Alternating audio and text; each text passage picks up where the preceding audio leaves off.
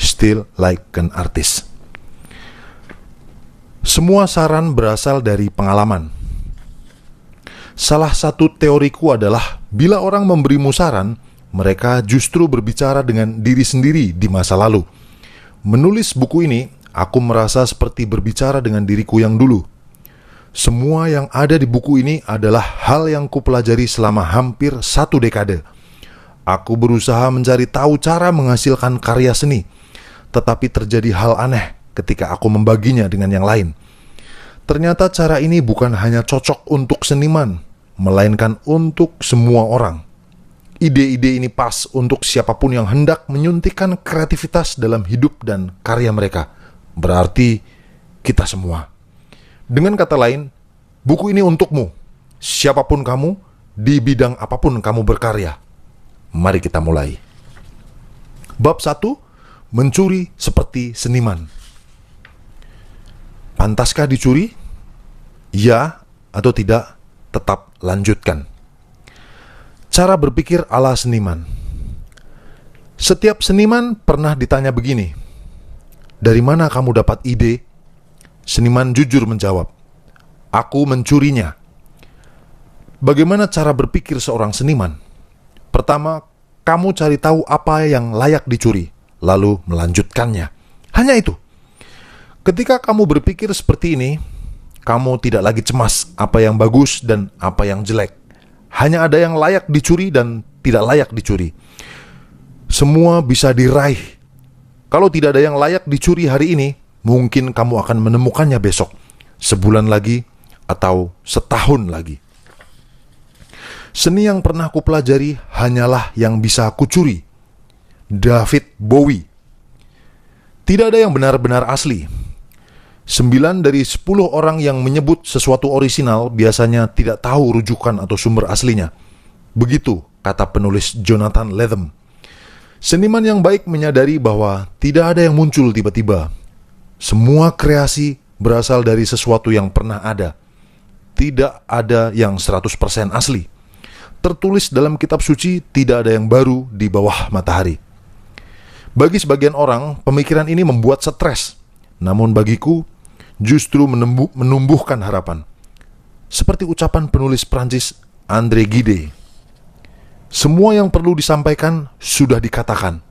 Tapi karena tak ada yang mendengarkan, semua harus dikatakan lagi.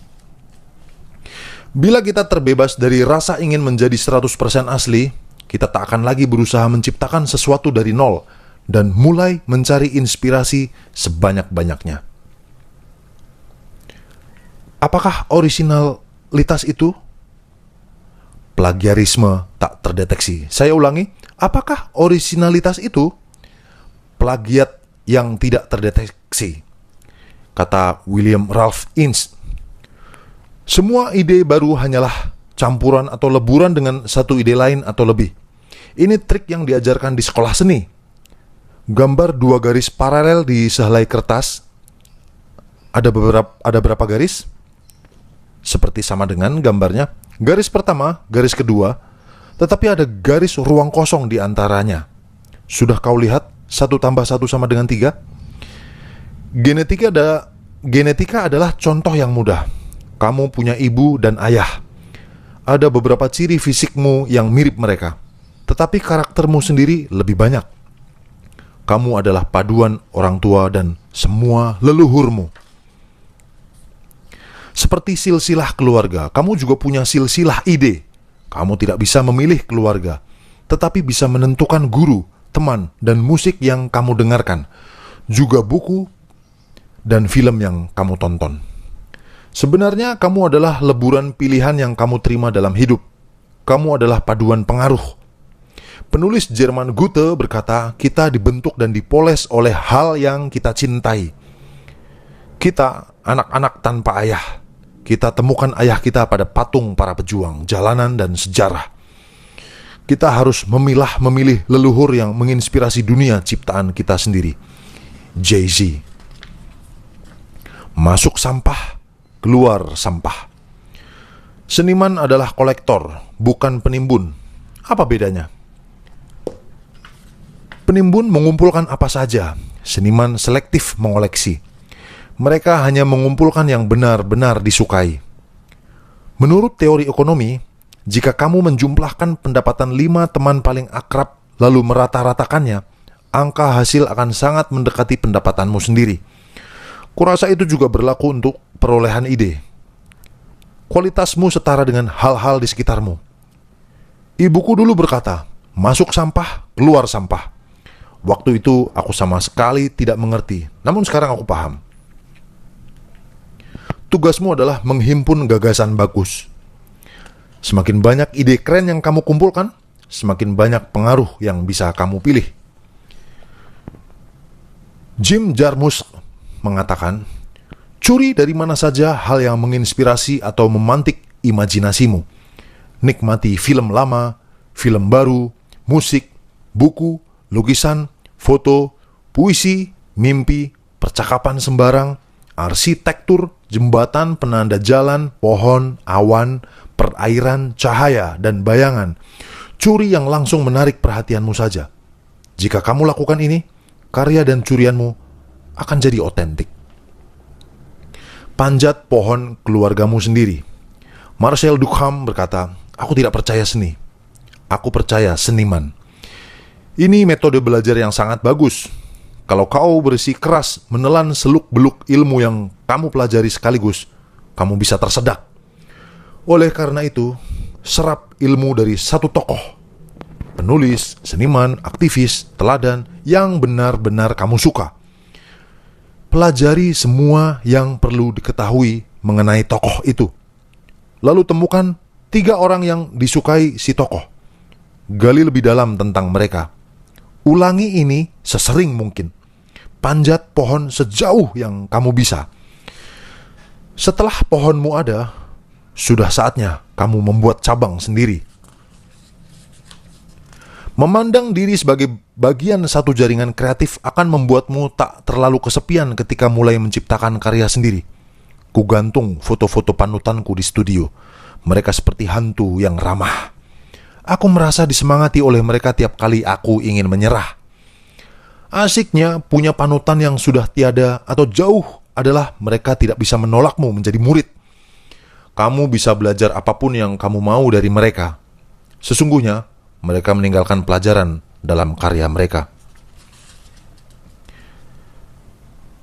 Baca sungguh-sungguh, terbukalah, teruslah ingin tahu, cari di Google. Mari belajar. Sekolah itu satu hal. Pendidikan lain lagi. Keduanya tidak selalu beriringan. Bersekolah atau tidak, belajar selalu menjadi tugasmu. Rasa ingin tahu adalah kunci utamanya. Perhatikanlah berbagai hal. Buru semua referensi dan telusuri lebih dalam dibandingkan siapapun.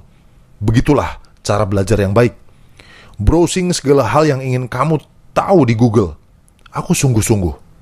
Google impianmu. Google masalahmu. Jangan bertanya sebelum mencari di Google. Kamu akan menemukan jawabannya atau akan terpantik pertanyaan baru yang lebih menantangmu. Teruslah membaca. Pergi ke perpustakaan. Ada keajaiban saat kamu berada di tengah banyak buku. Tenggelamlah dalam tumpukannya. Baca bibliografi. Jangan hanya tahu soal buku yang sedang kamu baca, tetapi juga referensi yang diacu buku tersebut. Kumpulkan buku, walaupun tidak langsung kamu baca. Buku-buku yang belum dibaca adalah asetmu. Belajar itu mudah, asal kamu punya keinginan. RZA bilang, ke sekolah atau tidak, aku akan selalu belajar. Simpan hasil curianmu. Bawalah buku catatan dan pulpen kemanapun kamu pergi. Biasakan mengeluarkannya, lalu catat hasil pemikiran dan pengamatanmu. Salin kalimat favoritmu dari buku. Rekam pembicaraan yang tidak sengaja kamu dengar. Menggambar bebaslah waktu kamu menelpon. Kalau perlu, akali sebisa mungkin agar kamu selalu membawa kertas. Isi saku jas seniman David Hockney cukup untuk satu buku sketsa. Musisi Arthur Russell suka memakai kemeja dengan 2 saku depan supaya bisa mengantongi lembaran komposisi. Buat arsip temuan. Persis kedengarannya. Itu adalah arsip untuk menyimpan hal-hal yang kamu temukan. Bentuknya terserah kamu saja. Bisa digital atau manual. Kamu bisa pakai buku kosong, lalu gunting dan tempel apa saja di dalamnya. Atau potret berbagai hal dengan kamera ponsel. Menemukan benda yang layak dicuri? Taruh di arsip temuan. Butuh sedikit inspirasi? Buka arsip temuan. Para wartawan menyebut ini arsip bau busuk. Aku suka nama itu. Arsip bau busukmu jadi tempat benda-benda mati yang kamu hidupkan lagi dalam karya nanti. Mengambil hal yang bukan milikmu itu lebih baik daripada membiarkannya terabaikan. Mark Twain. Bab 2. Untuk memulai tak perlu menunggu sampai kau temukan jati dirimu. Berkarya, kenali dirimu. Jika aku menunggu sampai menemukan diriku sebelum berkarya, sekarang aku pasti masih duduk merenungkan itu. Menurut pengalamanku, ketika membuat sesuatu dan melakukan tugaslah kita mengenali diri masing-masing. Kamu pasti siap. Ayo, mulai berkarya. Mungkin kamu takut memulai. Itu wajar. Ada gejala yang makin menjadi dalam diri orang-orang terpelajar. Namanya impostor syndrome. Definisi klinisnya adalah fenomena psikologis ketika orang meragukan kemampuannya sendiri. Artinya, kamu merasa diri penipu. Bekerja asal-asalan, tidak mengerti apa yang sebenarnya kamu lakukan. Asal tahu saja, semua orang pun begitu. Tanyalah orang-orang yang bekerja di dunia kreatif.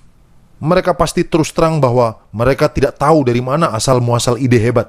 Pokoknya, mereka melakukan hal yang disukai setiap hari. Pura-puralah sampai berhasil. Pernah dengar dramaturgi? Istilah rumit ini dicantumkan William Shakespeare dalam dramanya As You Like It sekitar 400 tahun silam. Dunia hanyalah panggung sandiwara. Pria dan wanita pemain semata. Ada kalanya beraksi dan ada kalanya diam. Kadang satu orang memainkan banyak peran. Shakespeare. Ungkapan lainnya pura-puralah sampai berhasil. Fake it till you make it. Aku suka kalimat ini. Ada dua cara mencernanya. Satu, pura-puralah sudah mencapai sesuatu. Pura-puralah sampai kamu sukses, sampai semua orang memandangmu sesuai harapan. Atau dua, pura-puralah membuat sesuatu sampai kamu betul-betul menghasilkan sesuatu. Aku suka keduanya. Pertama, kamu berlaku sesuai pekerjaan idaman, bukan yang dijalani. Kedua, kamu harus memulai kerja yang diinginkan. Aku juga suka sekali buku Just Kids karya musisi Patti Smith. Ceritanya tentang dua orang teman yang ingin menjadi seniman dan pindah ke New York. Tahu cara mereka belajar jadi seniman? Pura-pura dulu, lalu jadi sungguhan. Glenn O'Brien.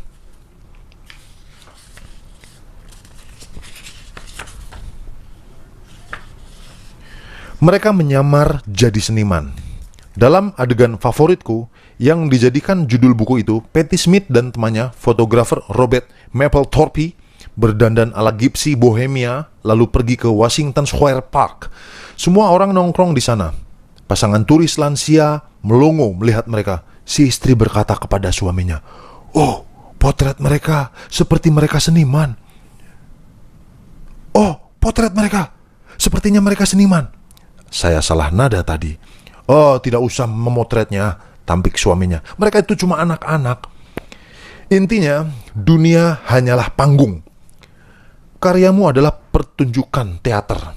Panggungnya adalah studiomu, mejamu, ruang kerjamu, kostummu, dan bajumu, celana lukismu, jas dan kemejamu, atau topi aneh yang membantumu berpikir.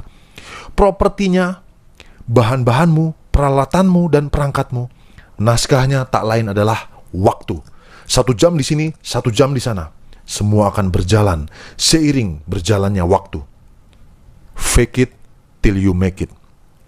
Pura-puralah sampai kamu berhasil. Mulai meniru. Tak ada yang lahir dengan gaya atau suara khas. Begitu keluar dari rahim, kita belum punya jati diri. Awalnya kita belajar dengan pura-pura menjadi panutan kita. Kita belajar dengan meniru. Meniru yang dimaksud adalah berlatih, bukan plagiat. Plagiarisme artinya mengklaim karya orang lain. Meniru berarti mengutak-atik, seperti montir yang membongkar mobil untuk mencari tahu cara kerja mesinnya. Yohji Yamamoto berkata, mulailah meniru yang kamu suka. Tiru, tiru, tiru, tiru dan tiru. Suatu saat kamu akan menemukan dirimu sendiri. Tangan manusia tidak mampu meniru dengan sempurna. Kita belajar menulis dengan meniru abjad. Musisi belajar bermusik dengan latihan tangga nada. Pelukis belajar dengan menciptakan gambar-gambar indah. Ingat, bahkan The Beatles awalnya adalah cover band, grup yang menyanyikan lagu penyanyi lain. Paul McCartney berkata, "Kugabungkan Buddy Holly, Little Richard, Jerry Lee Lewis, dan Elvis. Kami semua melakukannya." McCartney dan mitranya John Lennon menjadi salah satu tim penulis lagu terhebat dalam sejarah. Namun seingat McCartney, mereka menulis lagu sendiri dengan alasan agar band-band lain tidak memainkan lagu yang sama dengan mereka. Seperti kata Salvador Dali, yang tidak mau meniru apapun, tidak akan menghasilkan apapun. Pertama, temukan siapa yang akan kamu tiru. Kedua, temukan apa yang akan ditiru. Menemukan orang yang akan ditiru itu mudah. Cari orang-orang yang kamu sukai dan idolakan, yang memberimu inspirasi. Penulis lagu Nick Lowe berkata, kita mulai dengan menulis ulang daftar panutanmu. Jangan hanya mencuri dari salah satunya. Curilah dari semua nama yang ada di daftar. Penulis Wilson Mizner mengatakan, jika kamu meniru dari satu penulis, itu namanya plagiat. Jika meniru dari banyak penulis, itu namanya riset. Pernah kudengar kartunis Gary Panther berkata, kalau satu saja yang mempengaruhimu, semua akan menyebutmu penerus seseorang. Siapapun itu. Tapi kalau panutanmu 100 orang, siapapun akan mengatakan kamu sungguh orisinal. Proses meniru memang agak rumit. Jangan hanya mencuri gaya, curi pemikiran di baliknya. Jangan hanya kelihatan seperti panutanmu. Samakan juga cara pandangmu dengan panutanmu.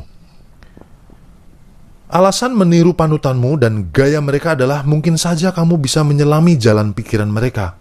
Itulah yang sebenarnya kamu inginkan. Memahami cara mereka memandang dunia. Kalau kamu meniru karya seseorang di permukaan saja, tanpa mengerti latar belakangnya, karyamu hanya tiruan murahan. Meniru bukan menyanjung. Francis Ford Coppola berkata, curilah ide dari kami, gabungkan dengan ciri khasmu, maka kau akan temukan dirimu sendiri. Begitulah prosesnya. Suatu hari kelak ada yang mencuri ide darimu. Suatu saat kamu harus beralih dari meniru ke melebur. Mengekor berarti meniru. Melebur terjadi ketika peniruan berlanjut, membuka jalan pada dirimu sendiri. Tidak ada gerakan yang baru. Bintang bola basket Kobe Bryant mengakui bahwa semua gerakannya di lapangan dicuri dari menonton rekaman para idolanya. Namun ketika Bryant mencuri banyak gerakan itu, dia sadar tak bisa menirukan 100% karena bentuk tubuhnya berbeda dengan para idola tadi. Dia harus mengadaptasi lalu menciptakan gerakannya sendiri.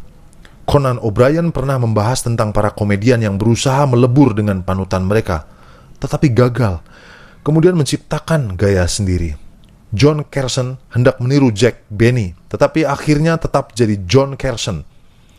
David Letterman mengaku Johnny Carson, tetapi tetap jadi dirinya sendiri. Conan O'Brien pun hendak meniru David Letterman, tetapi ia tak jadi siapa-siapa kecuali menjadi dirinya sendiri. Curian bagus versus curian buruk. Curian bagus, yaitu terhormat, memahami, mencuri dari banyak, cantumkan sumber, ubah, dan padukan. Sedangkan curian buruk adalah tanpa etika, tahu sepintas, curi hanya dari satu, memplagiat, mencontek, dan ambil mentah-mentah. Kobe Bryant berkata, "Sudah kucuri semua gerakan ini dari semua pemain hebat. Aku ingin mereka bangga, karena banyak sekali yang kupelajari dari mereka, semua demi permainan basket. Bukan kepentinganku saja." Mengutip ucapan O'Brien, kegagalan kita mencapai yang dianggap ideal itu akhirnya membentuk diri dan menghasilkan keunikan. Syukurlah. Kekurangan manusia yang menyenangkan adalah kita tidak mampu meniru dengan sempurna. Kegagalan kita meniru panutan adalah saatnya menemukan diri sendiri. Begitulah kita berproses. Oleh karena itu, tiru panutanmu. Pelajari letak kegagalanmu. Apa yang membuatmu berbeda? Itulah yang harus kamu asah dan ubah jadi karya sendiri. Pendeknya, mengekor panutan terus-menerus tak akan membuat mereka tersanjung. Yang benar, ubah karya mereka menjadi sesuatu yang khas dirimu. Warnai dunia dengan kreasimu yang tidak akan bisa dilakukan oleh orang lain. Bab 3. Tulis buku yang menarik bagimu. Ciptakan apa yang kemungkinan dihasilkan oleh gabungan panutanmu. Tulis apa yang kamu suka. Film Jurassic Park tayang di ulang tahunku yang ke-10. Aku sangat suka. Begitu keluar dari bioskop, aku ingin sekali ada sequelnya. Jadi esoknya, aku duduk di depan PC tua, kami lalu mengetik satu cerita. Dalam draftku, anak lelaki penjaga arena yang dimangsa Velociraptors kembali ke pulau bersama cucu perempuan pendiri taman. Salah satunya ingin memusnahkan sisa taman, yang lain ingin menyelamatkannya. Tentu saja mereka jatuh cinta, lalu petualangan terjadi. Waktu itu aku tidak tahu bahwa yang kutulis disebut fan fiction, kisah fiksi berdasarkan karakter yang sudah ada. Aku yang baru 10 tahun menyimpan ceritanya di komputer. Beberapa tahun kemudian Jurassic Park tayang yang kedua. Dan sungguh mengecewakan. Entah mengapa sequel selalu tak sebagus yang kita bayangkan. Ada saatnya setiap penulis muda bertanya, apa yang harus kutulis? Jawaban standarnya adalah, tulis yang kamu tahu. Saran ini selalu menghasilkan cerita-cerita buruk tanpa peristiwa menarik di dalamnya. Mengutip Brian Eno, alasanku bermusik adalah menciptakan sesuatu yang belum ada dan ingin aku dengar. Aku ingin mendengar musik yang belum tergubah. Dengan memadukan beberapa hal, lalu menghasilkan karya baru yang belum ada. Kita menghasilkan karya karena menyukainya. Kita asik mengerjakan hal tertentu karena terinspirasi orang-orang yang menekuninya. Saran terbaik bukan menulis yang kamu tahu, melainkan yang kamu suka. Tulis jenis cerita yang paling kamu suka, cerita yang kamu ingin baca. Prinsip ini berlaku dalam hidup dan karirmu. Kapan pun kamu bingung hendak berbuat apa, tanyakan saja dirimu, apa yang harus kulakukan agar kisahku menarik? Bradford Cox, personel band Deer Hunter, mengaku tidak kenal internet semasa kecil. Oleh karena itu, dia harus menunggu hingga hari rilis resmi untuk mendengarkan album baru band favoritnya. Dia punya permainan duduk dan merekam versi palsu album baru yang dibayangkannya. Lalu, ketika albumnya keluar, Bradford membandingkan lagu-lagu tulisannya dengan yang di album asli. Tahu tidak, banyak di antaranya yang sama dengan lagu Deer Hunter. Bila sangat suka suatu karya, kita akan ketagihan. Kita menuntut lanjutannya. Kenapa dorongan itu tidak disalurkan menjadi sesuatu yang produktif? Pikirkan karya favorit dan panutanmu. Apa kekurangan mereka? Apa yang tidak mereka buat? Apa yang bisa diperbagus? Kalau mereka masih hidup, kira-kira apa yang mereka buat sekarang? Bila semua panutanmu berkumpul dan berkolaborasi, apa yang akan mereka hasilkan di bawah pimpinanmu. Lakukan itu. Prinsipnya begini. Gambar hal-hal yang kamu ingin lihat. Mulailah bisnis yang ingin kamu jalankan. Mainkan musik yang kamu ingin dengar. Tulis buku yang menarik bagimu. Buat produk yang kamu ingin pakai. Kerjakan apapun yang ingin kamu selesaikan. Bab 4. Gunakan tanganmu. John Cleese berkata, kita tidak tahu sumber ide sendiri. Yang kita tahu asalnya bukan dari laptop kita. Menjauhlah dari monitor. Kartunis favoritku, Linda Berry, pernah berkata, di zaman digital ini jangan pernah lupa untuk menggunakan jarimu. Tanganmu adalah perangkat yang alami. Gunakanlah. Meskipun aku menyayangi komputerku, kurasa komputer merampas perasaan bahwa kita benar-benar menghasilkan sesuatu. Kita hanya mengetik dan mengklik mouse. Inilah sebabnya apa yang disebut ide dan informasi tampak abstrak. Seniman Stanley Donwood yang menggarap semua artwork album band Radiohead mengatakan komputer mengucilkan sebab benda itu memasang sekat kaca antara kamu dan apapun yang terjadi. Apapun yang kamu kerjakan baru benar-benar tersentuh setelah kamu cetak, ujar Donwood. Perhatikan saja orang yang menghadapi komputer. Mereka begitu statis, tidak bergerak. Kamu tidak perlu tinjauan sains untuk tahu bahwa duduk di depan komputer seharian mengancam jiwamu dan mematikan karyamu. Kita mesti bergerak, menghasilkan sesuatu dengan tubuh kita, bukan hanya dengan otak. Karya yang bagus tidak berasal dari otak saja. Perhatikan musisi hebat sewaktu tampil. Perhatikan pemimpin besar berpidato. Kamu akan mengerti maksudku.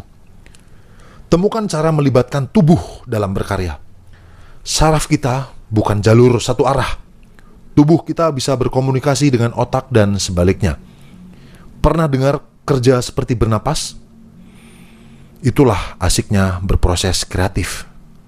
Kalau kita bekerja seperti bernafas sewaktu menyetrum gitar, mengubah susunan post-it di meja konferensi, atau meremas tanah liat, cara ini akan memaksa otak kita berpikir. Sewaktu aku ikut workshop menulis kreatif di kampus, semua karya kami harus berspasi ganda dan memakai huruf Times New Roman. Karyaku jadi kacau. Menulis tidak lagi mengasihkan bagiku.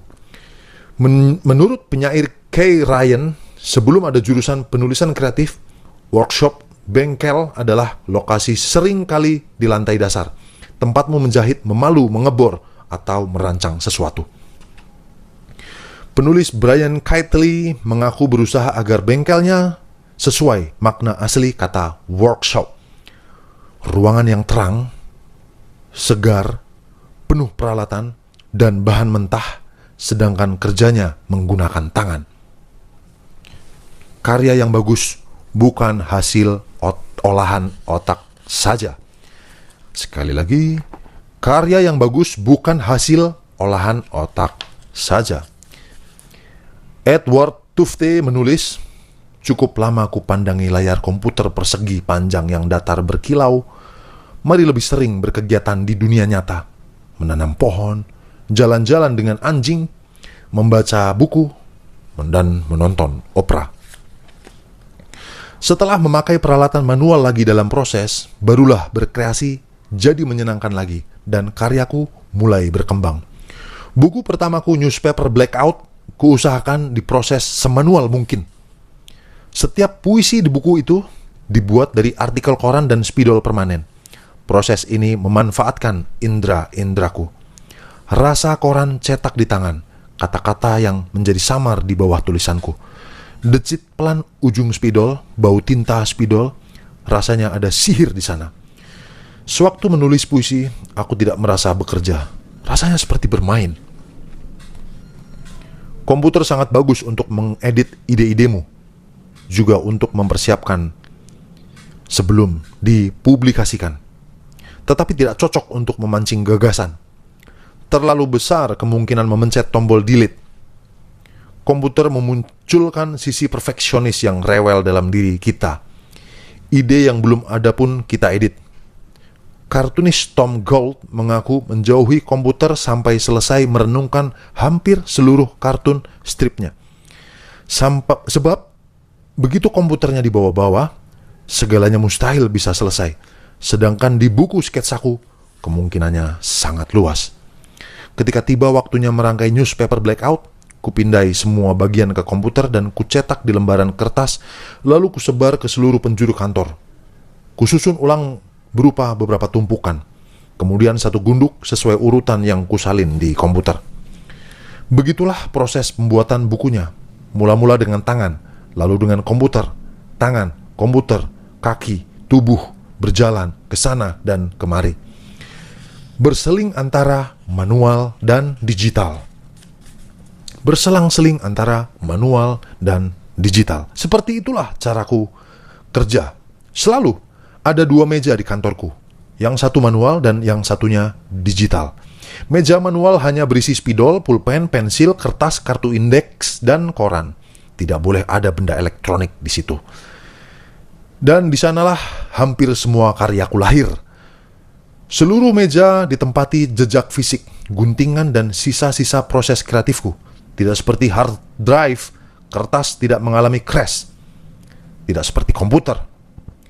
Sedangkan di meja digitalku ada laptop, monitor, scanner, dan drawing tablet. Disinilah kuedit dan kupublikasikan karya. Cobalah, jika ruanganmu cukup, tentukan dua pojok kerja, manual dan digital.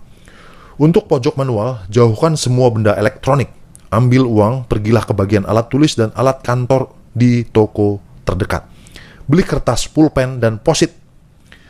Sewaktu kamu kembali ke pojok manual, nikmatilah saat-saat berkreasi. Menulislah di kertas, gunting-gunting, lalu rekatkan kembali. Bekerjalah sambil berdiri. Tempelkan benda-benda di dinding dan lihat polanya. Sebar barang di ruanganmu, lalu pilah-pilah. Begitu mendapat ide, kamu bisa pindah ke pojok digital. Gunakan komputermu untuk melaksanakan dan menyebarluaskan gagasanmu. Ketika pikiran buntu, kembalilah ke pojok manual dan kembali bermain. Digital manual adalah kantorku. Bab 5. Proyek sampingan dan hobi. Itu penting. Jessica Hise menulis, hal yang kamu lakukan sewaktu menunda mungkin seharusnya kamu tekuni. Berlatih penundaan produktif. Satu hal yang ku pelajari dari perjalanan karirku, proyek sampinganlah yang sesungguhnya berpotensi. Proyek sampingan yang ku maksud adalah ketika kamu mengira hanya bermain-main. Kegiatan tanpa beban. Itulah yang bagus sebenarnya. Saat itulah keajaiban berlangsung. Kupikir ada baiknya mengerjakan beberapa proyek sekaligus supaya kamu tidak bosan. Sewaktu jenuh di satu proyek, kamu bisa pindah ke yang lain. Bila itu juga membuatmu jemu, kembali ke proyek yang kamu tunda. Berlatihlah menunda secara produktif. Sekali lagi, berlatihlah menunda secara produktif. Lihat keluar jendela, jalan-jalan, keluar, makan sandwich atau burger. Nikmati saat bosan. Pernah ku dengar seorang rekan kerja berkata kepadaku, kalau terlalu sibuk, aku jadi dungu. Itu benar. Orang-orang kreatif butuh waktu untuk duduk-duduk saja tanpa melakukan apapun.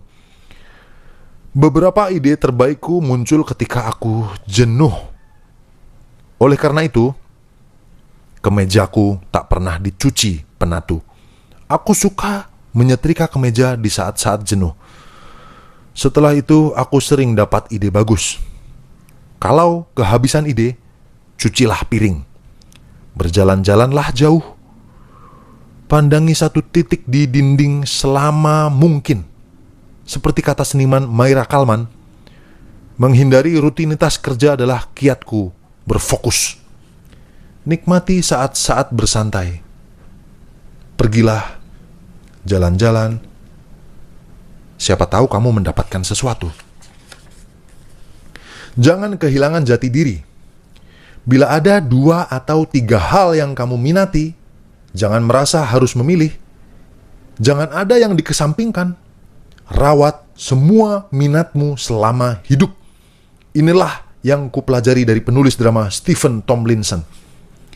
Steve Jobs berkata, kamu tidak bisa menghubungkan titik dengan melihat ke depan, hanya bisa dengan menengok ke belakang. Perhatian, jangan abaikan kerinduanmu. Jangan berusaha mengaitkan semua karyamu. Hubungan semua karyamu adalah pembuatnya. Tomlinson menyatakan bahwa jika kamu menyukai hal yang beragam, tetaplah meluangkan waktu untuk itu. Biarkan semua itu terhubung. Siapa tahu muncul ide baru. Intinya, kamu bisa meninggalkan beberapa hal yang menarik bagimu dan berfokus pada satu minat saja. Namun, suatu saat, kamu akan mengalami kebosanan. Semasa remaja, aku terobsesi menulis lagu dan jadi personel band. Namun kemudian kuputuskan berfokus pada menulis sehingga separuh dekade, aku nyaris tak pernah bermain musik.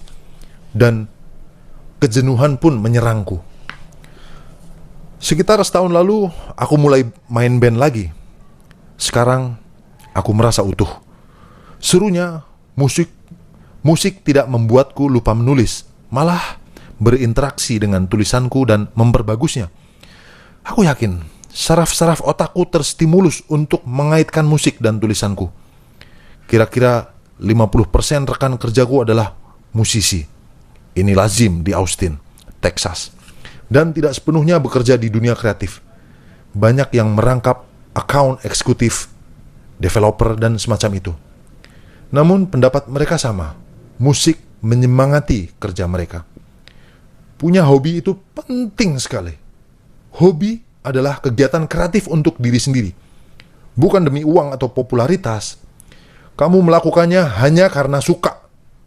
Hobi itu memberi, tidak pernah menuntut. Karya seniku untuk dipertunjukkan ke dunia, tetapi musikku hanya untuk aku dan teman-temanku. Kami berkumpul tiap Sabtu dan membuat kegaduhan selama beberapa jam. Tidak ada tekanan, tidak ada rencana, justru sungguh menyenangkan. Jangan kehilangan jati diri. Tidak perlu bersikeras merancang skema dan menyatukan karyamu. Jangan hiraukan keterkaitan. Yang menghubungkan karyamu adalah pembuatnya. Suatu hari nanti, kamu akan menengok ke belakang dan memahaminya.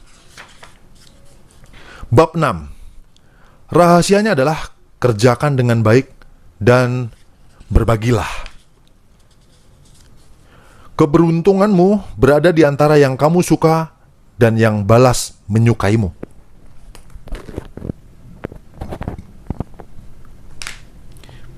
Di awal, tidak terkenal itu baik. Banyak anak muda mengirimiku email berisi pertanyaan, bagaimana caranya jadi orang terkenal? Aku mengerti perasaan mereka. Ada semacam kemunduran ketika kau lulus kuliah. Ruang kelas adalah tempat yang menyenangkan, walau artifisial. Dosenmu dibayar untuk memperhatikan ide-idemu. Teman-teman sekelasmu membayar untuk itu juga. Dalam hidup, kau tidak akan pernah lagi menemui sekumpulan orang yang demikian intens. Tak lama kemudian, kamu sadar, kebanyakan orang di dunia tidak peduli pendapatmu. Kedengarannya kejam, tetapi ini benar. Seperti kata penulis Stephen Pressfield, bukan berarti orang lain jahat. Mereka hanya sibuk. Punya perasaan seperti itu sebenarnya bagus. Karena berarti kamu menginginkan perhatian, tidak hanya bekerja dengan baik saja. Tidak terkenal berarti bebas tekanan. Kamu bisa berbuat semaumu, bereksperimen, melakukan sesuatu hanya karena suka. Bila kamu belum menjadi orang terkenal, kamu akan berkembang tanpa gangguan. Tidak perlu menjaga image, tak perlu terbebani gaji besar, tidak ada tekanan dari pemegang saham, tidak ada email dari agensi, tidak ada pengganggu. Kebebasan itu akan lenyap saat orang mulai memperhatikanmu, terutama begitu mereka membayarmu, menggajimu, mengontrakmu. Nikmatilah ketidakterkenalanmu selagi bisa. Manfaatkan. Rumus ini bukan rahasia. Ada banyak rumus rahasia untuk menjadi terkenal. Namun, aku akan memberitahukan satu cara yang sama sekali bukan rahasia, yaitu bekerja dengan baik dan berbagilah. Itu proses 2 langkah. Langkah pertama, bekerja dengan baik. Ya, aku tahu bukan main beratnya, tapi mau bagaimana lagi? Tidak ada jalan pintas kan? Berkaryalah setiap hari. Sadarilah, hasilnya tidak langsung bagus. Mungkin kamu akan menemukan kegagalan. Namun percayalah, suatu saat pasti meningkat. Langkah kedua, berbagilah. Share ilmu pengetahuanmu dan share apa yang kamu kerjakan. Ini benar-benar sulit dilakukan 10 tahun lalu. Sekarang, mudah sekali. Sebarkan karyamu di internet. Instagram, YouTube, Facebook, Blogspot, dan seterusnya. Langkah pertama, tertariklah pada sesuatu. Langkah kedua, buat yang lain tertarik juga. Kukatakan ini kepada orang banyak. Lalu mereka bertanya, apa hebatnya internet? Langkah 1, tertariklah pada sesuatu. Langkah kedua, buat yang lain tertarik juga. Yang menarik minatmu itu harus belum diketahui orang. Jika semua orang meminati apel, tertariklah pada jeruk. Semakin terbuka kamu untuk berbagi semangat, semakin mampu orang merasakan karyamu. Seniman bukan pesulap. Tidak ada kerugian jika rahasiamu diungkap. Percaya atau tidak, banyak inspirasi kudapat dari orang-orang seperti Bob Ross dan Martha Stewart. Ingat Bob Ross? Pelukis di PBS berambut afro dan menggambar pepohonan kecil yang gembira. Bob Ross mengajari orang melukis. Dia memaparkan rahasia. Martha Stewart mengajarimu cara menata rumah dan hidup agar jadi menyenangkan. Dia membeberkan rahasia. Orang senang jika kamu membocorkan rahasia, dan kadang, kalau kamu cerdik, mereka memberi imbalan dengan membeli apapun yang kamu jual. Ketika kamu berbagi proses pada orang banyak, berarti kamu sedang belajar. Aku banyak sekali belajar dari orang-orang yang mengirimkan puisi ke situs newspaper blackoutku. Banyak juga hal yang bisa kucuri dari mereka. Aku dapat keuntungan. Demikian pula mereka. Jangan paksakan dirimu muncul di internet hanya untuk menyampaikan sesuatu. Kamu bisa saja online untuk mencari bahan yang bisa disampaikan.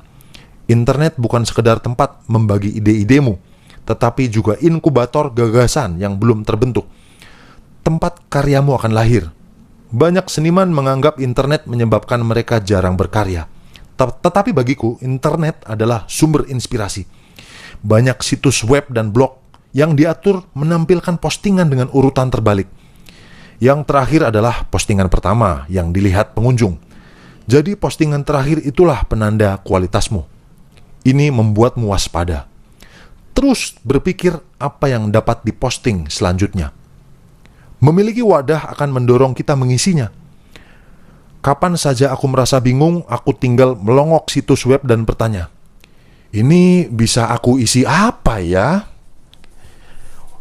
Wadah-wadah ini bisa aku isi apa ya? Yang kosong bisa aku isi apa ya?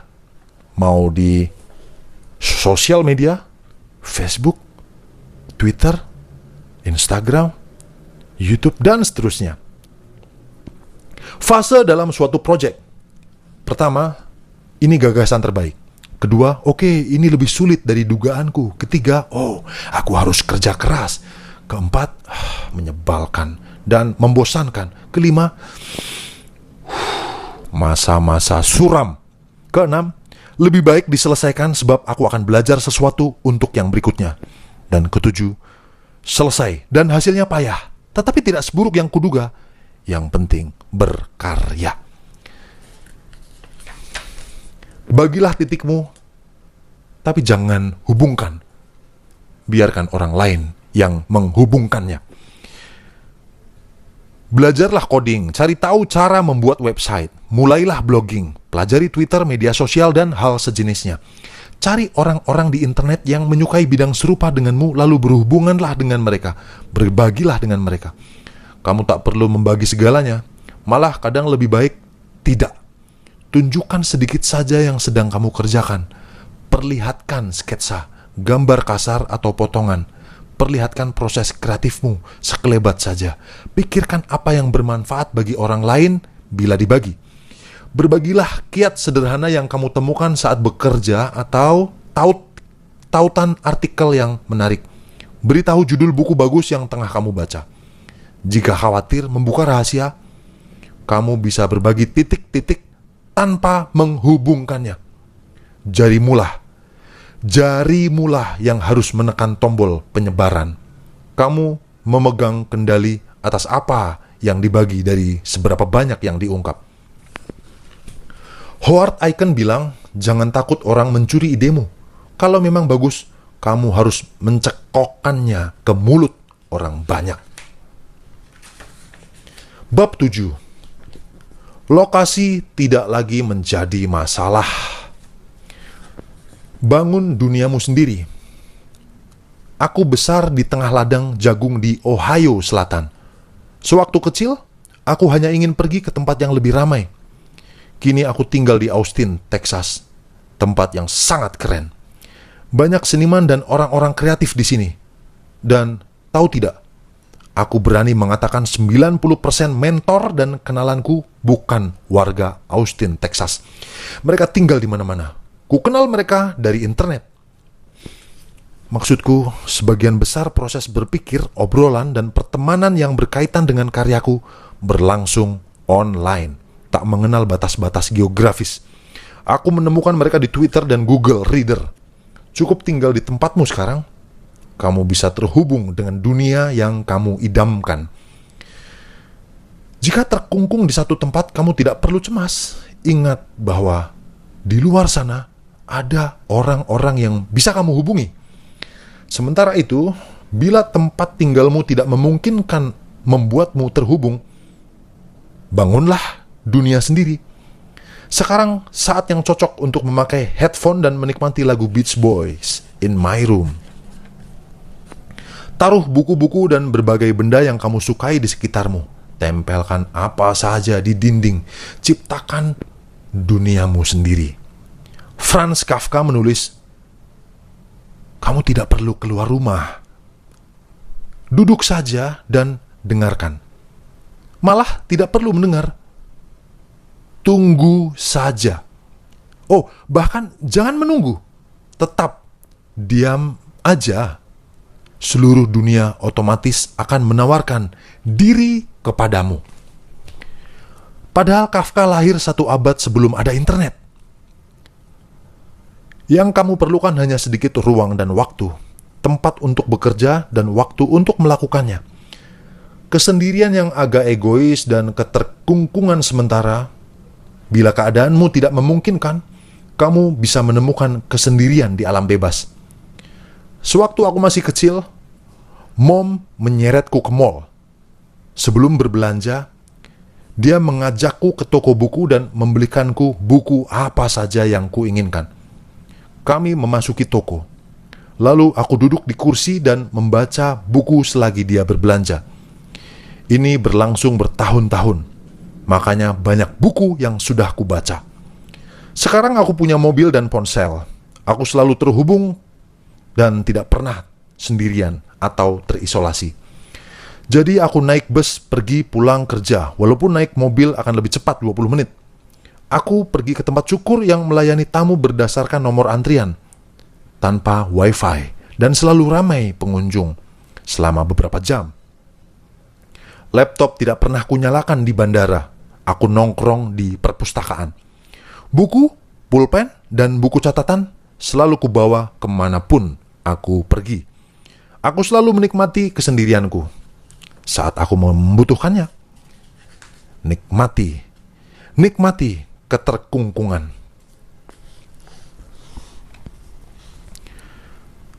keluarlah.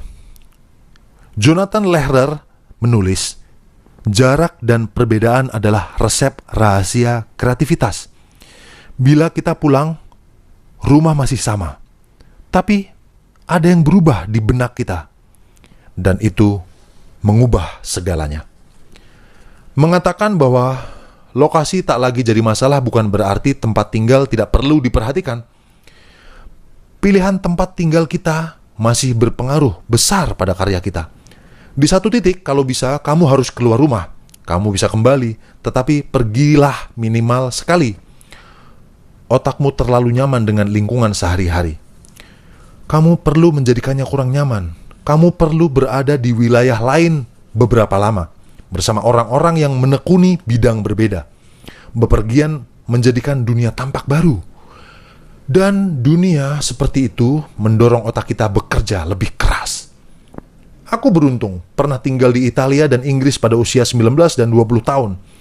Itu jelas mengubah hidupku. Namun perlu kusampaikan bahwa sesuatu yang asing bukan berarti selalu ada di seberang lautan atau di negara lain. Bagi kebanyakan orang yang besar di kota kelahiranku, Texas, mereka rasakan seperti Mars. Aku pun begitu. Padahal aku sudah lama tinggal di sini, tetapi masih saja merasa asing dengan kota sendiri, seperti Mars. Kita perlu keluar rumah. Tetapi kemana? Di mana kita harus tinggal? Banyak faktor yang perlu dipertimbangkan. Semuanya tergantung seleramu sendiri. Secara pribadi, menurutku, cuaca buruk menghasilkan seni yang lebih baik. Kamu tak mau keluar, jadi di rumah saja dan bekerjalah. Sewaktu tinggal di Cleveland selama bulan-bulan musim dingin, berbulan-bulan musim dingin menusuk tulang. Banyak pekerjaan ku selesaikan. Di Texas sini banyak hal kurampungkan. Di musim panas yang membakar semangat. Musim dingin di Cleveland dan musim panas di Texas berlangsung hampir sama, setengah tahun.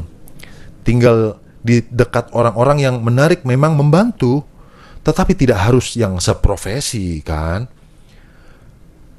Aku merasa kurang jika bergaul dengan penulis dan seniman saja.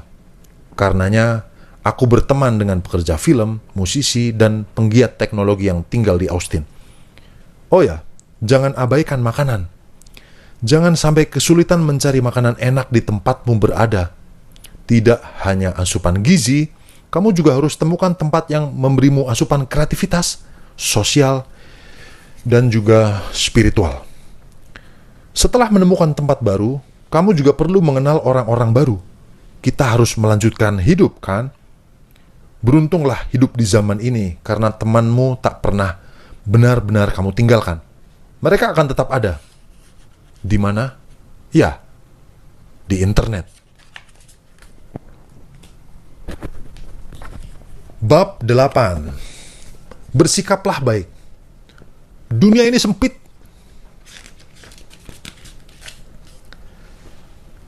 Bertemanlah dan abaikan musuh. Satu-satunya alasanku berada di sini adalah berteman. Aturan penting menjadi semakin penting di dunia kita yang luar biasa terkoneksi. Saya ulangi, aturan penting menjadi semakin penting di dunia kita yang luar biasa terkoneksi. Semuanya terkoneksi, tidak ada yang tidak terkoneksi. Camkan itu. Camkan satu hal, jika kamu membicarakan orang di internet, mereka pasti tahu. Semua orang memasang Google Alert untuk nama masing-masing. Cara terbaik untuk membasmi musuh-musuhmu di internet adalah abaikan mereka. Cara terbaik untuk berteman di internet, katakan yang baik-baik saja. Hanya satu aturan yang ku tahu. Sikapmu harus baik. Tulis Kurt Vonnegut. Berdirilah dengan orang berbakat. Questlove menulis, bajingan di dekatku hanya orang-orang yang bisa kucontoh. Ingat, masuk sampah, keluar sampah, kualitasmu akan sama dengan orang di sekitarmu. Di dunia maya itu berarti mengikuti orang-orang hebat secara online yang lebih cerdas dan lebih baik darimu, orang-orang yang menghasilkan karya yang sangat mengesankan. Saya ulangi, kualitasmu akan sama dengan orang-orang di sekitarmu. Di dunia maya, itu berarti mengikuti orang-orang hebat secara online, yang lebih cerdas dan lebih baik darimu. Orang-orang yang menghasilkan karya yang sangat mengesankan. Perhatikan apa yang mereka bicarakan, apa yang mereka lakukan, kemana mereka terhubung. Kamu butuh rasa ingin tahu, sikap baik, stamina, kesediaan untuk tampak bodoh. Harold Ramis, aktor dan sutradara paling sohor bagi orang-orang segenerasiku karena memerankan Egon dalam film Ghostbuster, pernah mengungkapkan aturannya untuk sukses. Temukan orang paling berbakat di ruangan itu. Kalau bukan kamu, berdirilah di dekatnya, bergaulah dengan dia. Ramis beruntung. Orang paling berbakat di ruangan itu adalah temannya sendiri, yaitu Bill Murray. Kalau ternyata kamulah yang paling berbakat di sana, kamu harus cari ruangan lain. Berhenti bertengkar dan buatlah sesuatu. Kamu akan lihat banyak kekonyolan di luar sana dan merasa perlu mengoreksinya. Suatu kali, aku bergadang di depan laptop, lalu istriku menghardik, berhentilah bertengkar di Twitter, lakukan sesuatu.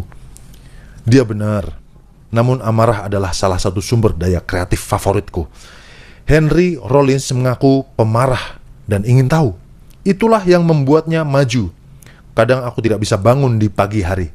Aku berbaring di tempat tidur lalu membaca email dan Twitter sampai naik darah.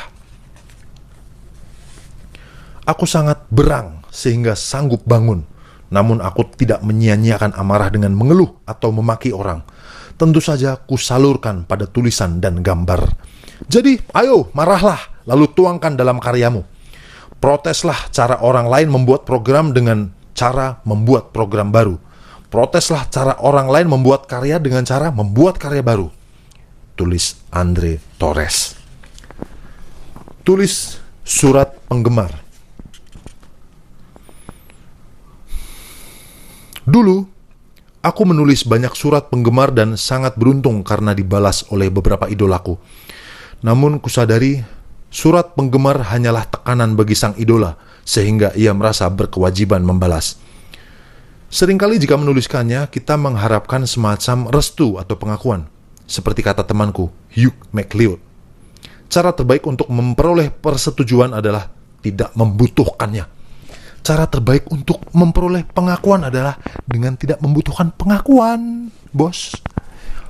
Bila kamu benar-benar menyukai karya seseorang, kamu tidak butuh tanggapan mereka. Bagaimana jika orang yang hendak kamu surati sudah meninggal 100 tahun lalu? Kamu sungguh sial. Oleh karena itu, kusarankan menulis surat penggemar terbuka internet. Internet sangat tepat untuk hal ini. Tulislah postingan blog mengenai karya seseorang yang kamu kagumi dan tautkan ke situsnya. Buat sesuatu dan dedikasikan untuk idolamu. Jawab pertanyaan yang pernah mereka ajukan. Pecahkan satu masalah untuk mereka. Atau poles karya mereka dan sebarkan di internet. Mungkin idolamu akan melihat karya itu. Mungkin tidak. Mungkin mereka menanggapimu. Mungkin juga tidak. Yang penting kamu menunjukkan apresiasi tanpa pamrih. Dan menghasilkan karya dari apresiasi tadi. Pengakuan ibarat rambu parkir. Seni modern sama dengan aku bisa lakukan itu. Ditambah, tapi nyatanya tidak.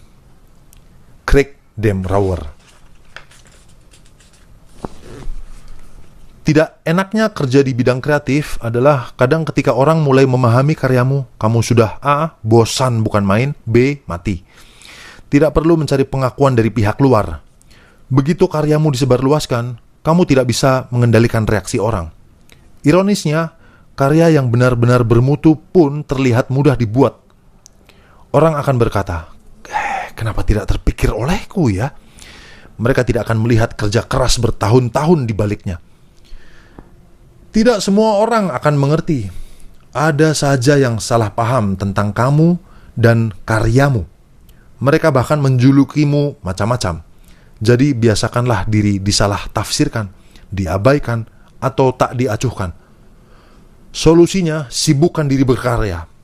Tidak usah peduli Sibukkan selalu berkarya dan tidak usah peduli. Simpan arsip pujian. Hidup ini sepi, kerap kali penuh kekecewaan dan penolakan. Ya, pengakuan ibarat rambu parkir, harus hati-hati dan tidak boleh lengah karenanya. Tetapi tetap saja kita sangat bersemangat jika ada yang berkomentar positif mengenai karya kita, ya kan? Sesekali aku berkesempatan mempublikasikan sesuatu secara online. Selama 1-2 minggu, ku jelajahi Twitter dan email menyenangkan dari orang-orang yang menemukan karya itu. Sungguh menggembirakan. Dan orang-orang yang menemukan karya itu sungguh menggembirakan dan menyesatkan dan memabukkan. Namun aku sudah lama tahu mabuk ini akan reda. Beberapa minggu kemudian ada hari yang sangat muram.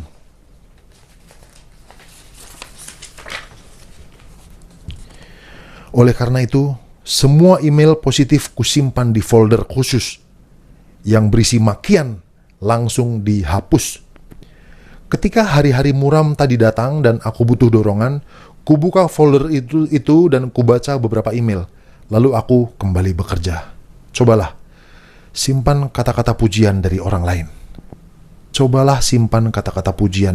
lain. Gunakan sesekali, tapi jangan larut di dalamnya. Pastikan tulisan itu mudah diakses ketika kamu butuh penyemangat.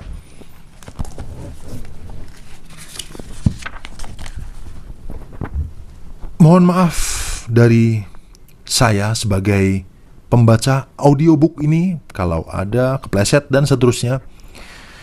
Terima kasih telah menerima dan tetap mendengarkan buku Austin Kleon berjudul Still Like an Artist. Tidak ada yang sempurna, dan kesempurnaan terletak pada ketidaksempurnaan. Saya lanjutkan di bab 9, yaitu jadilah membosankan. Hanya itu cara menyelesaikan pekerjaan.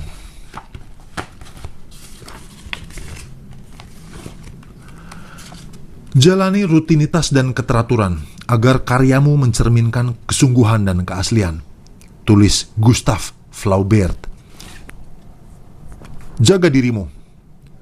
Aku orang yang membosankan. Jam kerjaku ala orang kantoran. Tinggal di lingkungan tenang bersama istri dan seekor anjing. Gambaran stereotype mengenai jenius kreatif yang mengonsumsi narkoba dan berganti-ganti pasangan sudah basi. Itu hanya untuk orang-orang yang ingin mati muda. Intinya, menjadi kreatif butuh banyak energi. Kamu tidak akan punya energi jika dihabiskan untuk hal lain. Lebih baik asumsikan kamu akan hidup lama. Karena itulah Patti Smith menyarankan para seniman muda untuk ke dokter gigi. Jangan lewatkan sarapan, push up, jalan kaki jauh, tidur yang cukup. Neil Young bernyanyi, "It's better to burn out than to fade away." Saya ulangi, "It's better to burn out than to fade away." Lebih baik mati-matian berkarya daripada menghilang begitu saja tanpa jejak. Menurutku lebih baik pelan-pelan saja, agar kamu tidak mati muda. Hindari utang. Kebanyakan orang yang kukenal benci membahas uang. Bantulah diri sendiri. Pelajari keuangan sesegera mungkin. Kakekku dulu menasehati ayah, "Nak, bukan uang yang kamu hasilkan, tetapi yang kamu simpan. Susun anggaran sendiri. Jalani hidup sesuai kemampuan. Bawa bekal makan siang. Kumpulkan uang recehan. Berhematlah sebanyak mungkin. Bila perlu, pendidikan, pilih yang semurah mungkin. Seni menyimpan uang hanyalah dengan cara menolak budaya konsumtif. Jangan beli makanan di luar. Latte buatan kafe dan komputer baru mengilat itu jika yang lama masih bisa pakai. Jangan beli makanan di luar. Latte buatan kafe dan komputer baru mengkilat itu jika yang lama masih bisa dipakai. Mungkin menurutmu bohemia itu sejenis pekerjaan. Hitung berapa lama kamu tidur. Kenali uang. Manfaatkan waktu. Pertahankan pekerjaan tetap. Kenyataannya, walaupun kamu cukup beruntung sehingga bisa hidup dari bidang yang disukai, mungkin butuh waktu untuk sampai ke titik itu. Sampai masanya tiba, kamu memerlukan pekerjaan tetap. Pekerjaan tetap menghasilkan uang, networking, dan rutinitas. Bebas dari tekanan finansial juga berarti kebebasan dalam berkarya.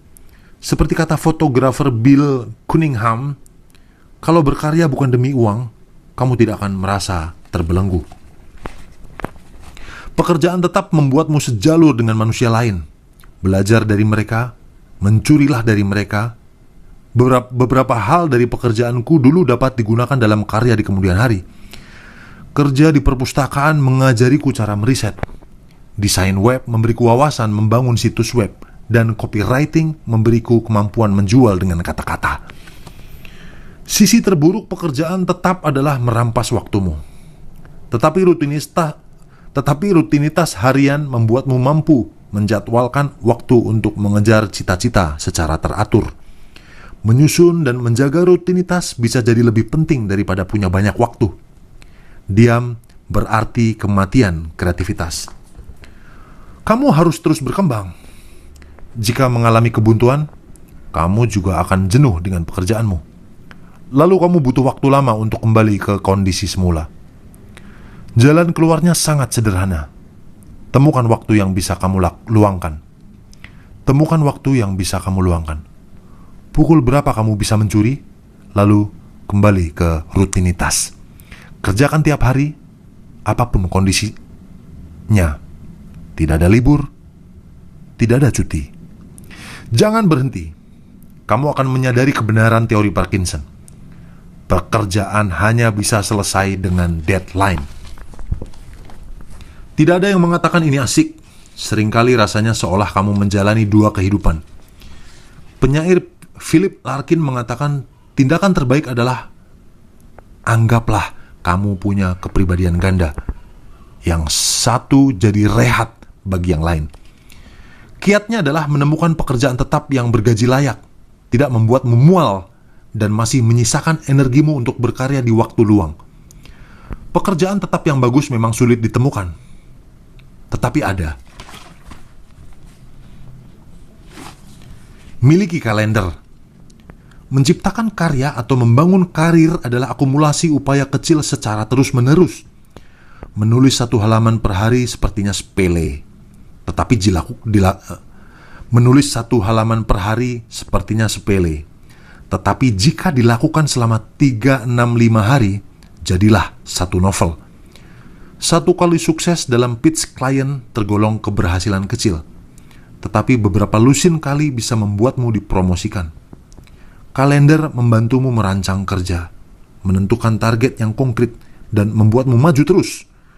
Metode kalender komedian Jerry Seinfeld membuatnya menulis humor setiap hari.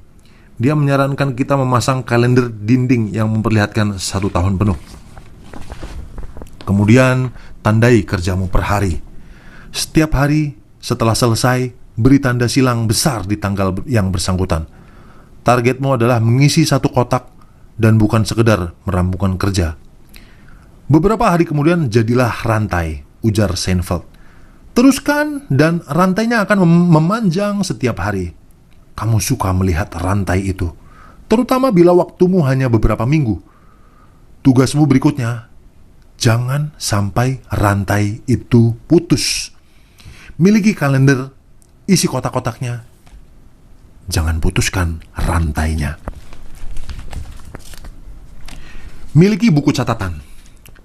Selain grafik peristiwa di masa mendatang, kamu juga butuh grafik serupa mengenai masa lalu.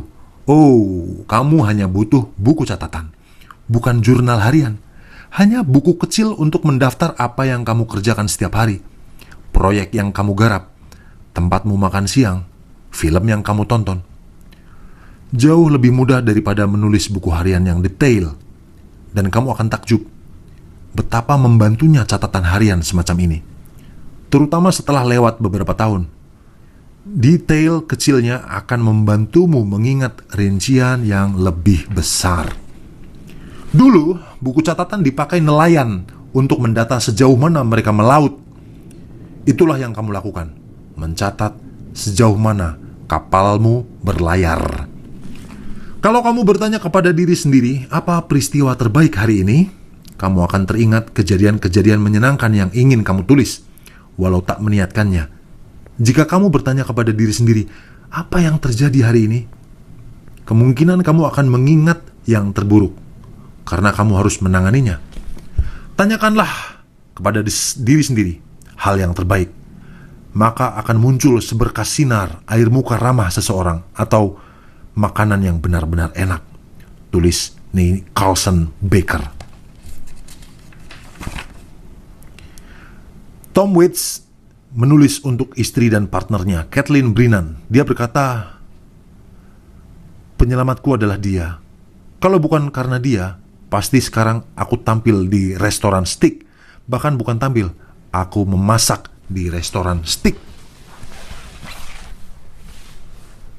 Pasangan yang tepat. Memilih pasangan adalah keputusan terpentingmu. Pasangan yang tepat bukan hanya berarti teman hidup, tetapi juga rekan bisnis dan sahabat yang akan selalu bersamamu. Semua hubungan memang cukup berat, tetapi hanya manusia bermental juara yang sanggup menikahi orang yang terobsesi pada cita-cita kreatifnya. Seringkali kamu harus jadi asisten rumah tangga, koki, pemberi motivasi, ibu, dan editor sekaligus. Semuanya. Pasangan yang baik membuatmu selalu membumi. Seorang teman pernah berkata bahwa hidup bersama orang kreatif pasti menjadikan rumahmu sangat inspiratif. Istriku berkelakar, aku seperti seatap dengan Da Vinci. Oh, istrikulah yang terbaik. Bab terakhir, yaitu bab 10, kreativitas berarti keterbatasan. Tentukan mana yang dibuang. Di era ini, informasi melimpah dan meluap. Orang yang paling maju tahu mana yang harus dibuang, supaya mereka dapat berfokus pada hal-hal yang penting saja. Tidak ada yang lebih mengerikan daripada ketidakterbatasan. Memikirkan bahwa kamu mampu melakukan apa saja benar-benar menakutkan. Cara mengatasi kebuntuan kreativitas adalah membatasi diri saja. Cara mengatasi kebuntuan kreativitas adalah membatasi diri saja. Memang kelihatannya kontradiktif. Tetapi bila menyangkut karya kreatif, pembatasan berarti kebebasan. Tulis lagu saat istirahat makan siang. Melukislah dengan satu warna saja. Rintislah usaha tanpa modal awal. Buat film dengan iPhone dan beberapa teman. Buat mesin dari suku cadang. Jangan beralasan agar tidak bekerja. Buat sesuatu dengan waktu, ruang, dan bahan yang kamu punya sekarang. Jangan menunggu segala sesuatu sempurna. Batasan yang tepat dapat mendatangkan karya terbaik. Contoh favoritku adalah Dr. Seuss menulis The Cat in the Hat sepanjang 236 kata berbeda. Lalu editornya bertaruh dia tidak mampu menulis buku dengan 50 saja kata berlainan. Nyatanya, Dr. Seuss berhasil membuktikannya dengan buku Green Eggs and Ham, salah satu buku anak terlaris panjang masa. Meyakini bahwa kamu punya banyak waktu, banyak uang, semua warna di palet, apapun yang kamu mau, pasti membunuh kreativitas, kata Jack White. Saya ulangi, meyakini bahwa kamu punya banyak waktu, punya banyak uang, punya semua warna di palet, apapun yang kamu mau ada, hal-hal itu justru malah membunuh kreativitasmu. Tulis Jack White. Berpikir mampu berbuat segalanya sungguh berbahaya. Tenangkan diri supaya kamu bisa berpikir. Pakailah yang ada. Mulai sekarang.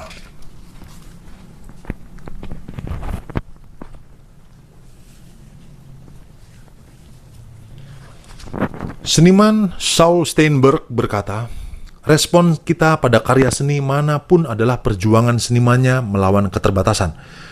Seringkali seorang seniman memilih memenggal banyak hal agar karyanya jadi menarik. Begitupun manusia. Daya tarik kita bukan hanya pengalaman kita, melainkan juga yang belum kita alami. Ini berlaku ketika kamu berkarya. Rengkuh keterbatasan dan teruslah maju. Rengkuh ketidaksempurnaan dan terus maju. Akhirnya, kreativitas bukan hanya soal apa yang kita pilih, tetapi juga yang kita tinggalkan. Pilih dengan bijak dan have fun. Lakukanlah jalan-jalan, buat arsip temuan, pergi ke perpustakaan, beli buku catatan dan gunakan, miliki kalender, mulai mencatat. Berikan 1 eksemplar buku ini pada temanmu, mulai menulis blog, dan istirahat. Rekomendasi bacaan: Linda Berry, What Is It? Hugh MacLeod, Ignore Everybody. Jason Fried, David Heinemeier, Answer Rework. The Gift, Jonathan Lethem, Ecstasy of Influence. David Shield, Reality Hunger. Scott McCloud, Understanding Comics. Annie Lamott, Bird by Bird. Mihaly, Flow at Embreview. Make flow. Cakupanmu mungkin tidak sama. Tidak semua nasihat itu sehat. Sekali lagi, tidak semua nasihat itu sehat. Jangan ragu mengambil yang sesuai dan abaikan yang lainnya. Kamu bebas, sampaikan pendapatmu atau sapa aku.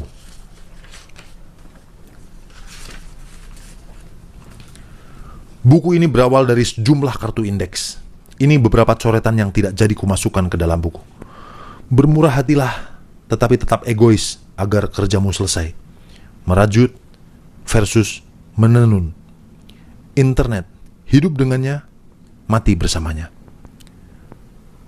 Orisinalitas itu sukses yang luas dan dalam.